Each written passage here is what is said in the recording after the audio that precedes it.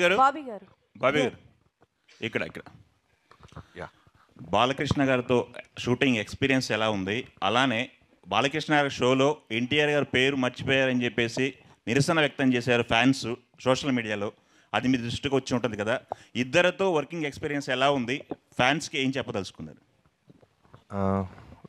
నేను అంతకుముందు కూడా చెప్పానండి, బాలకృష్ణ గారితో తారక్ గారితో అంటే ఎంతమందికి దొరికితో తెలియదు అదృష్టం.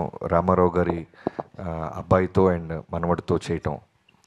సో జయలవకుశ తారక్ గారితో చేసింది నా లైఫ్లో బిగ్గెస్ట్ అచీవ్మెంట్గా నేను ఎప్పుడు ఫీల్ అవుతుంటాను.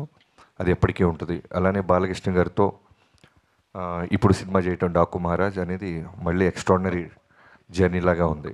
సో ఇద్దరిలో కామన్ పాయింట్స్ చాలా ఉంటాయి. బట్ మొన్న ఎవరు అడిగినప్పుడు నేను చెప్పింది ఏంటంటే, ఫ్యాన్స్ని చాలా ఓన్ చేసుకుంటారు. అంటే వాళ్ళ ఫ్యామిలీలో జరిగిన ఇన్సిడెంట్స్ అయి ఉండొచ్చు, ఎవరైనా వాళ్ళు జర్నీ చేస్తుంటే ఫంక్షన్లకు వచ్చి వెళ్తున్నా, లేదు బాలయ్య బాబు గారు కూడా షూటింగ్ ఎవరైనా ఆయన దూరంలో మేము జైపూర్లో ఉన్నప్పుడు వచ్చిన, మారేడుమిల్లి అప్పుడు వచ్చిన ఆయన కోప్పడుతుంటారు. ఏంట్రా అంటే దాని రీజను, ఇంత జర్నీ చేసి వచ్చారు వాళ్ళు సేఫ్కి వెళ్తారా లేదా అని. సేమ్ తారక్ గారు కూడా మేము పూణేలో చేస్తున్నప్పుడు ఫ్యాన్స్ ఎవరైనా వస్తుంటే మ్యాక్సిమం అవాయిడ్ చేసేవాళ్ళు. ఏంటంటే ఓ రోజు చెప్పారు, బాబీ మనం అంతా ఇక్కడ కంఫర్టబుల్గా ఉంటాం, వాళ్ళు పాప నాతో ఫోటో దిగడానికో లేదా నాతో దూరంగా చూడటానికి వస్తుంటారు, మళ్ళీ వాళ్ళు వెళ్ళేదాకా నాకు బ్యాక్ ఆఫ్ ద మైండ్ అది ఉంటుంది అని. సో నాకైతే ఈ రెండు కామన్ పాయింట్స్ చాలా బాగా అనిపించినాయి.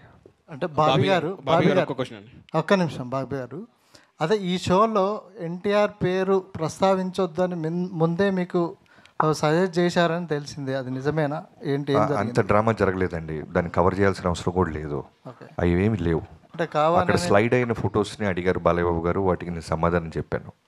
అంతే జరిగింది. తర్వాత మొన్న వంశీ గారు అన్నట్టు షో మధ్యలో గ్యాప్ వస్తూ ఉంటుంది. ఆ గ్యాప్ మధ్యలో ఒక క్యారెక్టర్ ఏదో ఒక సినిమా ఒకటి ఏదన్నా ఇలా ఉన్న సినిమాలో మా తారక్ అయితే చాలా బాగుంటాడు అని నాతో వంశీ గారితో అన్నారు ఆయన. అది అంటే రికార్డెడ్ ప్రోగ్రామ్ కాకపోవడం వల్ల అది బయటికి రాలేదు అంతే. తర్వాత ఆయనకి జైలవకుశ అనే సినిమా చాలా ఇష్టం. సో దాని గురించి కూడా నాతో 2-3 సార్లు మాట్లాడారు. సో అవేమీ లేవు. అనవసరంగా చిన్నదాన్ని మనమే పాపం అనవసరంగా ఒక ఫ్యామిలీ ఇష్యూని మనం పెద్ద చేస్తుంటాం అంతే.